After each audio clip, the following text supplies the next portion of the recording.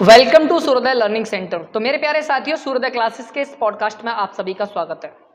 तो आज हमारे साथ में हमारे एक स्टूडेंट हैं जो अभी बताएंगे अपने बारे में, उसके बाद में इनसे हमारे क्वेश्चन आंसर्स रहेंगे। तो उसके बाद में देखते हैं आज की किस प्रकार की चीज़ें होती हैं। तो सबसे पहले आप अपना एक इंट्रोडक्शन दे दीजिए हमारे ऑडियंस को कि आप क्या करते हैं, कौन सी क्लास में पढ़ते हैं और आप कहाँ से आते हैं।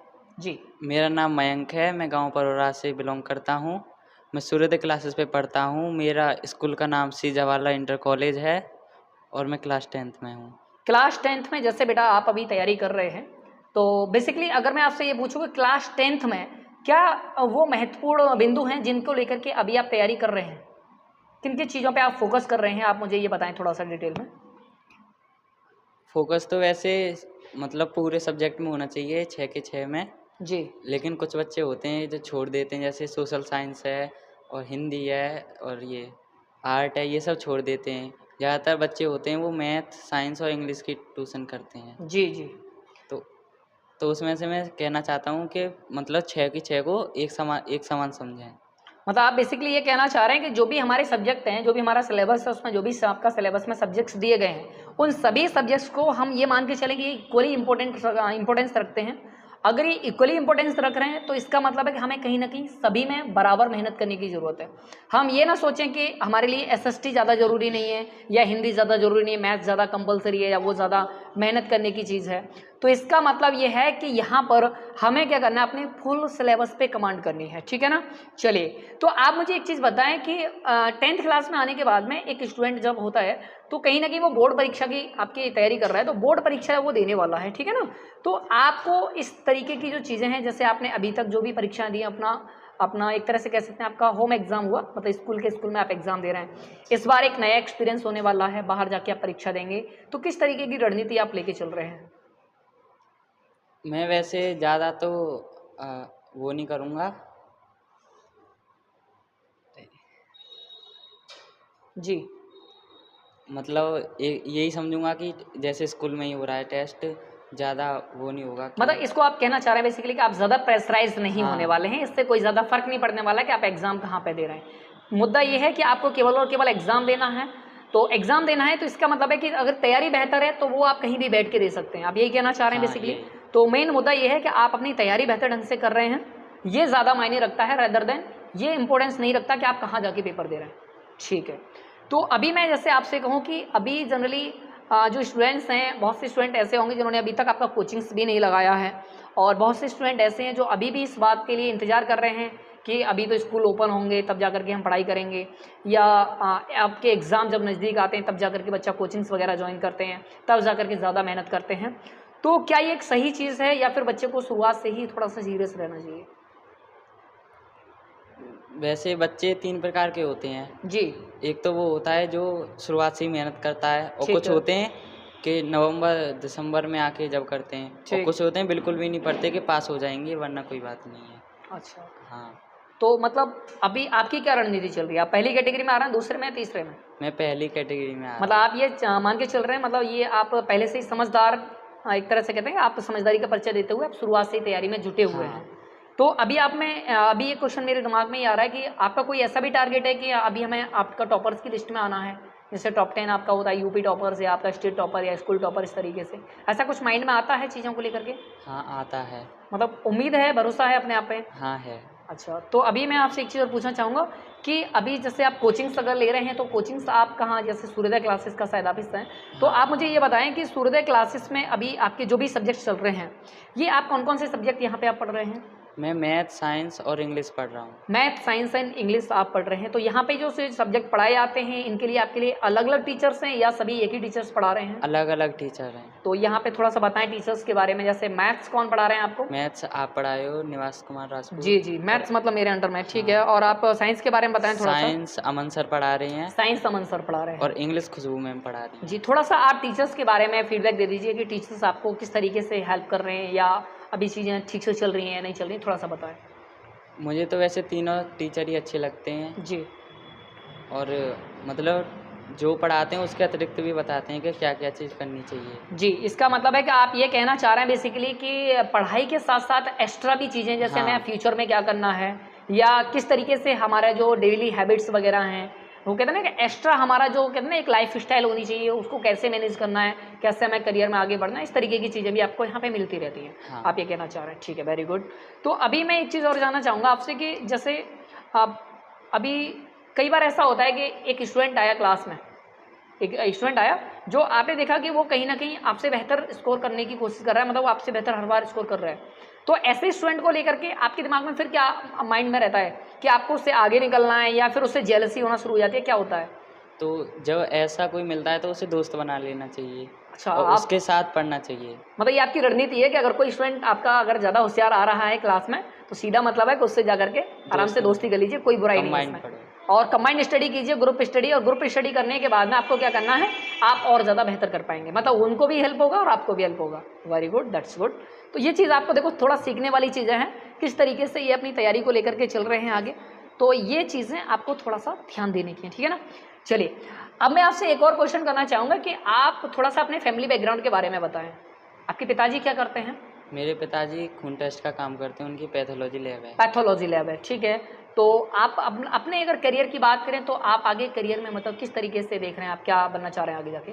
मैं आगे जाके इंजीनियर बनना चाहता हूँ। आपका मतलब मेन टारगेट है कि जैसे आपके पिताजी तो अभी डॉक्टरी फील्ड में हैं, लेकिन हाँ। कहीं ना कहीं आपका माइंड ये है कि मैं जाकर के इंजीनियरिंग फील्ड में जाऊँ।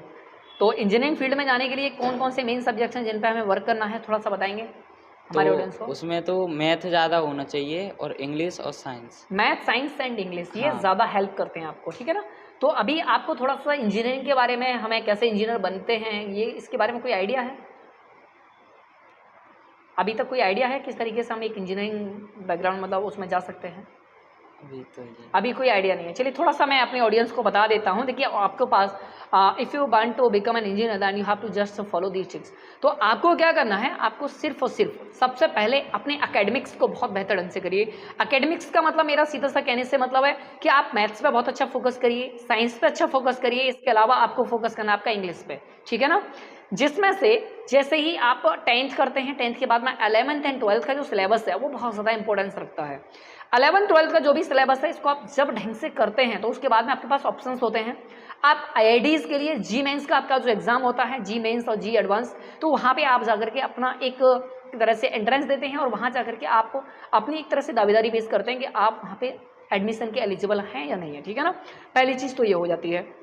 दूसरा, हमारे बहुत सारे स्टेट कॉलेज भी होते हैं जो गवर्नमेंट एफिलेटेड होते हैं, तो इनमें भी आप आपका स्टेट एग्जाम्स जितने भी होते हैं उनको भी आप दे करके आपका एडमिशन्स ले सकते हैं। कुछ आपके प्राइवेट कॉलेजेस भी हैं आज के टाइम पे, लेकिन प्राइवेट कॉलेजेस के लिए कहीं ना कहीं मैं कहूँगा कि बहुत ज़्यादा फीस थोड़ा सा ज़्यादा हो जाने की वजह से कहीं ना कहीं उतना अफोर्ड कर पाना हर किसी गार्जियंस को आपका एक तरह से आसान नहीं होता है, ठीक है ना।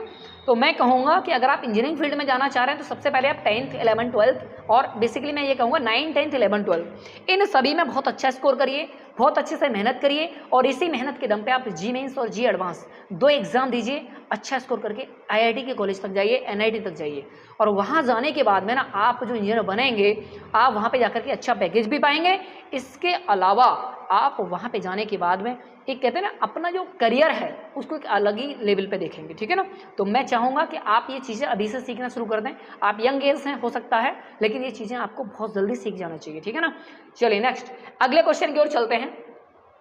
तो मयंक, मैं आपसे एक और चीज़ पूछना चाहूँगा कि जैसे अभी आप सूर्योदय क्लासेस पे पढ़ाई कर रहे हैं, तो सूर्योदय क्लासेस पर केवल पढ़ाई ही होती है या फिर आपका टेस्ट वगैरह एवेल्यूशन भी चलता है? नहीं, मतलब पढ़ाई तो होती है, उसके बाद जो पढ़ना चाहे वो पढ़ सकता है, 1 घंटा 2 घंटा, और सर से पूछ सकता है। और वीकली टेस्ट होते हैं डेली, तीनों सब्जेक्ट। हर वीकली आपके टेस्ट होते हैं, मतलब हाँ। वीकली आपके टेस्ट में आपका जो भी स्कोर आता है उसके आधार पे आप ये तय कर पाते हैं कि आपका तैयारी कैसा चल रहा है। कैसा? तो कुल मिलाकर के आपका इवैल्यूएशन प्रोसेस आपका चलता रहता है। हाँ, उसके टेस्ट के बाद फिर एक्स्ट्रा क्लास भी दी जाती है 2-3 घंटे की। टेस्ट के बाद में भी एक्स्ट्रा क्लास दी जाती है। इसका मतलब है कमजोर स्टूडेंट जो भी होंगे उन स्टूडेंट के लिए भी हमारे यहाँ पे स्पेशल व्यवस्था है, ठीक है ना।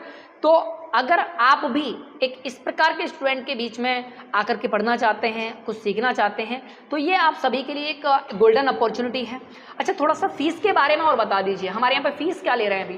फीस तो वैसे सस्ती है, अगर एक सब्जेक्ट पढ़ोगे तो 400 है, और उससे अतिरिक्त और कोई से पढ़ोगे जी तो 250 के हिसाब से ली जाएगी। देखिए, कुल मिला के ये जो कहना चाह रहे हैं, ये यहाँ पे ये कहना चाह रहे हैं कि हमारे यहाँ पे जो फीस है वो फीस सिर्फ और सिर्फ पर स्टूडेंट पर सब्जेक्ट पर स्टूडेंट सिर्फ 250 रुपये फीस है।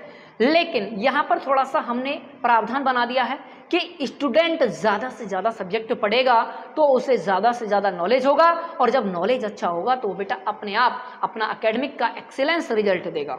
तो इसी अप्रोच के साथ में हम आगे बढ़ रहे हैं। दूसरा एक चीज़ और हम लेके चल रहे हैं कि गांव, गरीब, देहात, किसान, मजदूर जो भी व्यक्ति हैं जो अपने बच्चों को पढ़ाना चाहते हैं, बेहतर शिक्षा देना चाहते हैं, उनके सामने सबसे बड़ी जो समस्या आती है वो आती है फाइनेंस को लेकर के।